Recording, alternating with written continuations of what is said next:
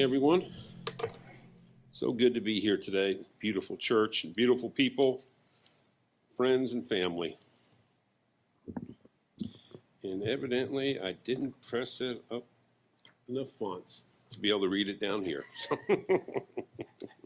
Ken and I were talking about that the other day. If you raise it up too many fonts, you go through too many trees trying to keep it an equal balance of nature and us. So today, our sermon is going to be on history, and I want to give a little background of what's going on.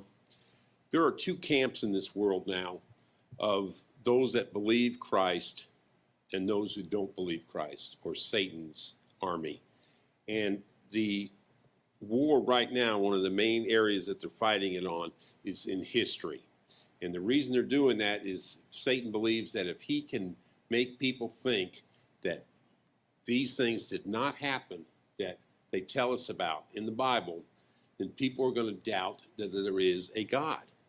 And so they will fail at nothing to try and deceive this. This story we heard today about the Nineveh and Jonah. And that story really touches me because one day I got a phone call from Iraq.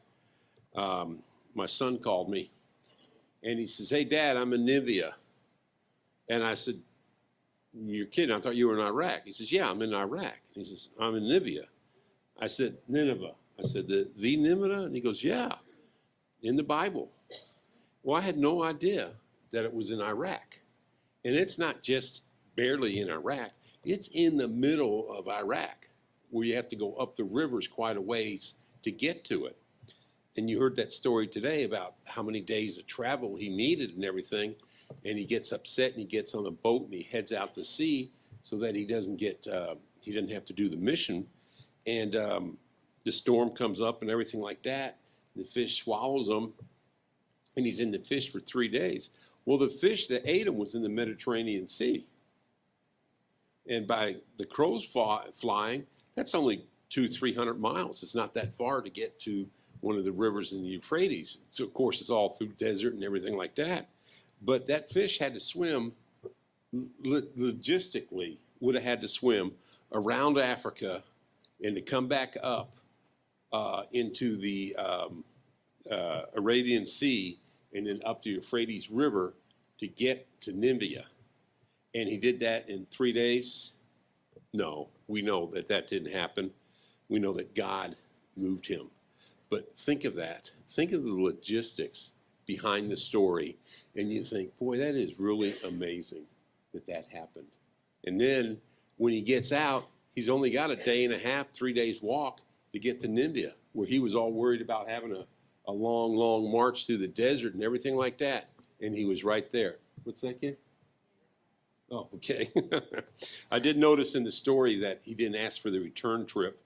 He preferred to take the walking method back. So it must have been a pretty rough trip. But still, if God can get us to believe what he did, or let us believe what he did and stand for it, then that gives us a purpose in our life to realize that we work and we serve a risen Savior who loves us, who gave his life for us, and that is there for us every day. And there are so many things that are going on in the world that they try to hide the face of God. This particular historical event here is taken from the Exodus, and we all know that story. Do we believe in Jonah? Do we believe that story? Yes. Do we have factual proof that we can say, yes, this is the fish, this is the way it went, this is how it went, and everything like that? No, we don't. But what do we have? We have faith in this, that it happened. And this story in Exodus takes place at the beginning of when the Jews were going to leave. Then Yahweh said to Moses, and I'm reading from Exodus 7, verses 1 through 5. Then Yahweh said to Moses, see, I send you as gods to Pharaoh, and your brother Aaron shall be your prophet. And you shall speak all that I command you, and your brother Aaron shall speak to the Pharaoh that he let the sons of Israel go out into his land. But I will harden Pharaoh's heart with stiffness, that I may multiply my signs and my wonders in the land of Egypt. But Pharaoh will not listen to you, and I will set my people upon Egypt and bring out my host, my people, the sons of Israel, from the land of Egypt by the great judgment. Then the Egyptians shall know that I am Yahweh, that I stretch out my hand again in Egypt and bring out the sons of Israel from their midst. So this is a great prediction here, isn't it? And who was it given to? It's given to Moses. Where was Moses? Well, he was hiding in Arabia from the Pharaoh because he had killed an Egyptian, and he was under the sentence of death. And at this time, that Pharaoh passed away. And the new Pharaoh comes in, and he didn't know of Moses because it had been so long. It had been over 40 years since Moses had fled the land. So anyway, they know who the Pharaoh was at the Exodus. And there are certain proofs in descriptions that we can get from the Bible itself that give us clues to who the Pharaoh was at this time. Now, modern archaeology and their thing, they have it narrowed down to 7 or 8 different pharaohs through 7 or 8 different time spans. Try to confuse you in saying this and saying that, and one of them not believing this or not believing that. I saw a story the other day. They were talking about an entire town that they had found in Lebanon, and this was a town that was in the Bible, and there was a great battle fought there, and they showed all the archaeological proof that it was there.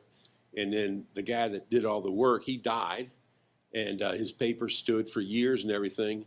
And then all of a sudden, a woman comes in, and she goes out there for about a week, and she says, "Oh no, that's not it. That didn't happen. That guy was totally making that up. He was lying." She actually used the words that he was lying when he did this. So recently, just in the last 5 or 10 years, this archaeology went back there to find out, okay, what is the truth? What is going on here? And so they, one of the ways they use to date sites is they use pottery, shards of pottery. And it's just like a road map. They can take up a certain shard of pottery and look at it, look how it's made, the materials that are in it, the painting on it, and they say, okay, that goes back to this, that goes back to this, and goes back to this. And they have an encyclopedia of pottery, and they just go through there until they can match that piece up, and then they'll have a working date that they can come on. And so this female said, well, there's none of that pottery that he said he found abundantly all over the site. There's none of that here. That's why he made it up. He lied about it. Well, they go there, and this the new archaeologist goes there, and he says, all you can do is trip over this stuff. It's here. It's here. And he's showing it and proving it and everything like that. Well, come to find out, this woman did not like this other archaeologist and thought he was full of it and didn't want to do anything with him. So she just wanted to discredit him. So just on her word alone, she discredited him. And that's how fragile archaeology is. That's why if somebody wants to back check what I'm saying today, please go ahead and do that. I don't mind one bit, but I want you to please make sure you know where your sources are coming from. Are you coming from a Christian-based belief of God being our supreme leader, our king, or is it coming from somebody that wants Satan to be their leader and they don't care about the truth?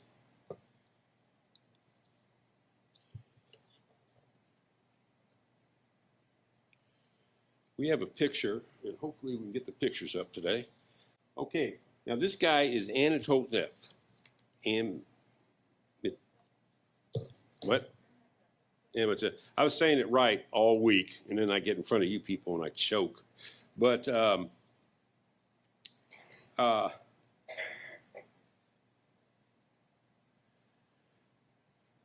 this was the Pharaoh at the time of Moses. And there's archaeological proof right here on the Bible that this is the Pharaoh. Now, if you go to his tomb, and we'll show you a picture of his tomb here in a second, but if you look around his neck and on his chin there, can you see all those bumps and everything? Well, those bumps were described as boils and blisters, but they have not a normal or a reference to where they came from. There's nothing in there. And so in further checking it, they were over his entire body. And so we go back, or I go back to Exodus 9, 8, 10, 9 and 10. I'm sorry. Exodus 11, 9 and 10. Then Yahweh said to Moses and Aaron, take for yourself handfuls of soot from a kiln, and let Moses toss it towards the sky in sight of Pharaoh.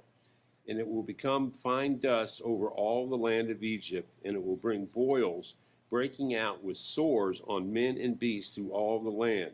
So they took the soot from the kiln and stood before Pharaoh and tossed it towards the sky, and it became boils and breaking out with sores on men and beasts. And it's been speculated, of course, there's no way to mathematically or scientifically prove it, but these boils and these festers on this Pharaoh were from that plague that Moses put onto the Egyptians, from the soot being thrown into the air. Now that guy's 4,000 years old. I said he's not looking too good. He's seen better days, but he's still here. You know, how many of us are going to be around after 4,000 years? And but this they showed, and they know it's him. They know it's this Pharaoh because when they opened up his tomb, it had his name on the material that they used to wrap him. So they know that this is Entumopheth II. Now, what about this guy? Well, he served for 26 years as a Pharaoh, and was a very prosperous Pharaoh, but there was a great financial burden put on in the middle of his reign that they don't know what it was. The Egyptians don't talk about it. Well, if you go back on the Egyptian history, the Egyptians don't want to talk about anything other than what makes Egyptians great. Anything dealing with the falsehood or the bad directions of a bad pharaoh or anything like that, they just as soon forget about and say it never happened. So their thing on the Jews being in the Egyptians never happened. The Joseph coming in and open up the granaries and feeding all those people for them 7 years of drought never happened. It was the Egyptians who did all that by themselves. God had nothing to do with it. And when they were getting rid of the Jews, and at first they didn't want to get rid of the Jews. Why do you think they didn't want to get rid of the Jews? Free labor. Yeah, buddy. That goes a long way to paying the bills. And they were going to hold on to them no matter what. Well, he was the seventh pharaoh of the 18th dynasty and ruled for 26 years. He inherited a powerful kingdom. He was born Anatupha II, also known as Imhotep, and was the seventh ruler.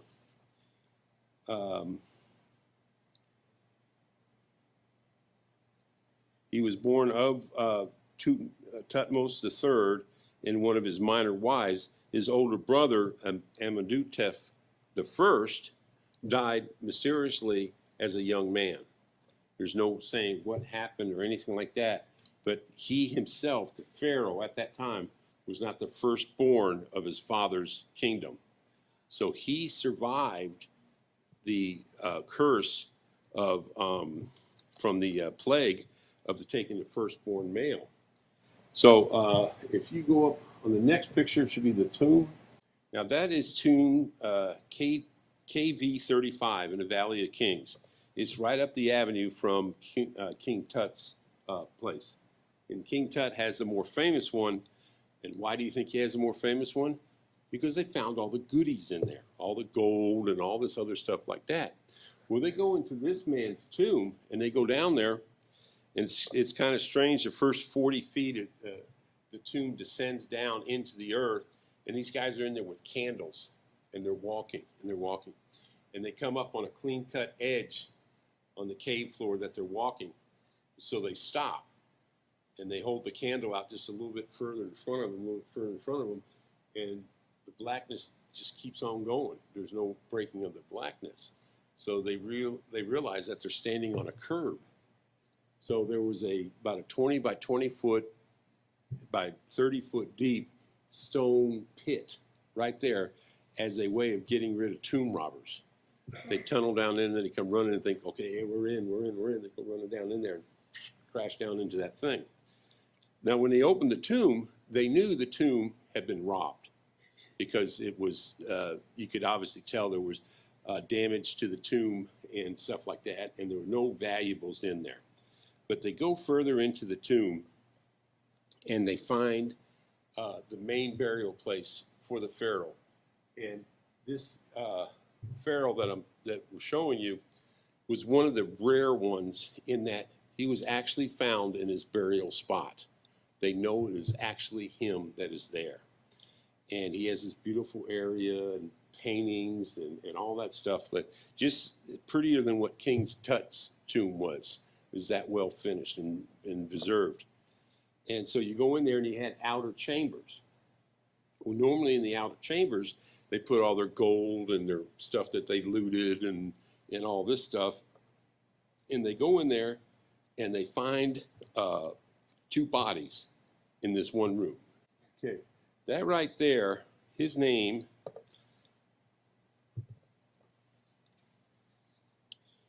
is Prince, I don't know why they do this, Welversusu, who died as a young teenager. There's no explanation of what happened to him or why he died.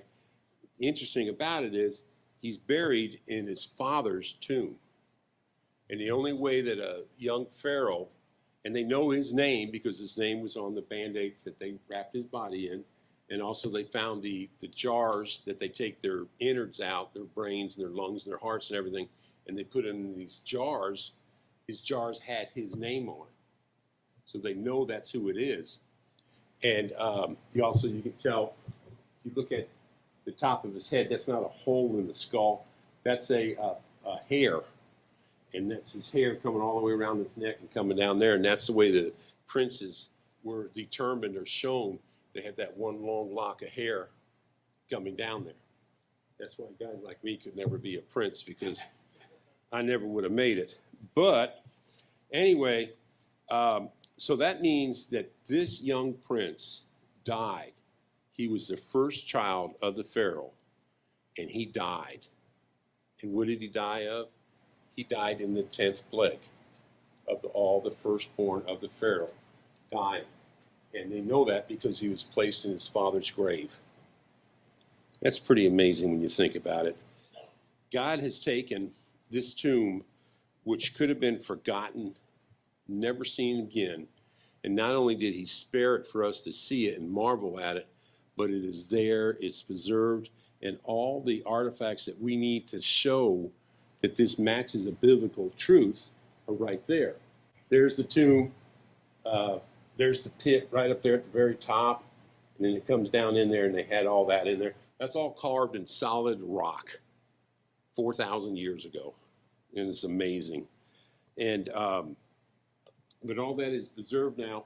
But if you go there now to try and go see this tomb, they won't let you in.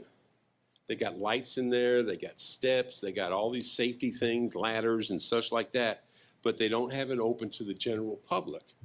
Why? Well, we consider him to be a lesser pharaoh, and we don't think that he is worthy of having his tomb open for people to visit. Wouldn't that kind of funny? Wouldn't you think Christians would love to go see the tomb of the Pharaoh that was in charge, that tried to keep Moses and his people in Egypt? But no, they have it closed off. Keep it quiet. Don't admit to it. And none of this stuff is out there for the general public. You have to search for this stuff to find it. They say that it was Tutmos II Thutmose III, and all these people they're coming up with, and they're saying all these dates and all this stuff and throwing them up there, but none of them match the way that they can come back and show the time. And the way they show the time is that when Solomon built the temple, the main temple, it was written that he started it 450 years after Moses came out of Egypt with the Israelites. And that goes back to the 18th dynasty and goes back to this. And it also says that the Pharaoh that was in charge when Moses came out also had to have following a Pharaoh who served an extra long time because Moses was out in the wilderness for 40 years. And the Pharaoh before this guy, his father, was a Pharaoh for 50 years. And they have that chronologically shown in the history books, as that's where it goes. So can you believe this? I hope that God is true. I find it fascinating, especially the blisters and the boils on his body is just unbelievable proof to me that this was it, because all the other pharaohs you see, except for being, 5,000-year-old sardines dried up, their bodies are still in remarkable shape. And this guy here, he's got a dermatologist body that people would die for. And his body has survived, that we can see that. And his son's body has survived. So don't let God down by not believing stories. A couple weeks ago, I told the story about the crossing of the Red Sea. And modern archaeologists are saying that, well, the Bible, it's not a truth story. It never happened, because there's no place along this coast that there was any way that it matches what the Bible says as a description. But if you go through and you go over to the next coast, which is also called the Red Sea, but on the other side of Sinai, there's a perfect part in the peninsula that matches the landscape that's described of in the Bible and how it could hold 7 million people. And then they say, well, there's no way he could have moved all that water in one night. And then they go down there in submarines and they find out that there's a natural land bridge right there from all the sediment coming down from the desert, going in there, and there's a land bridge that goes all the way over to Saudi Arabia. And my next sermon I'm going to be doing is about Mount Sinai and where that is.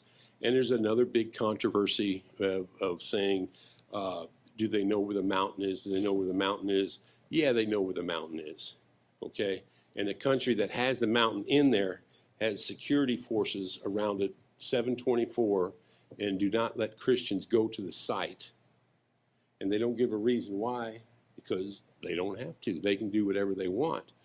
But if you read the Bible, read the stories, and open your mind to close what archaeology tells you right now, and keep your mind open to what books are opening up to now and what stories are telling us of the glory and the power of God. Can God split the Red Sea? Yes, he can. Did he need an underwater land bridge to do that? No, he didn't. Is there one there? Yeah. Did all these facts that I just outlined in the Bible, did they all happen just by circumstance? No. But they fell into place and were utilized in this story to show you that God is working towards this. And we have to believe that. So now if we can believe what happened in the past, we better believe what's going to happen in the future. And that is what is so scary. Every day you read the paper and you read the internet and you see all the hatred and the waste and everything that's happening in this world. And what does God tell us? Fear not, for he is with us.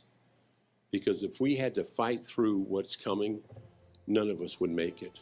None of us are strong enough to make it. But can we make it with Jesus Christ? We can make it with Jesus Christ with bells on our feet. He's there for us to give us the strength the knowledge, the wisdom, and the love to be there with him, standing with him at the second coming.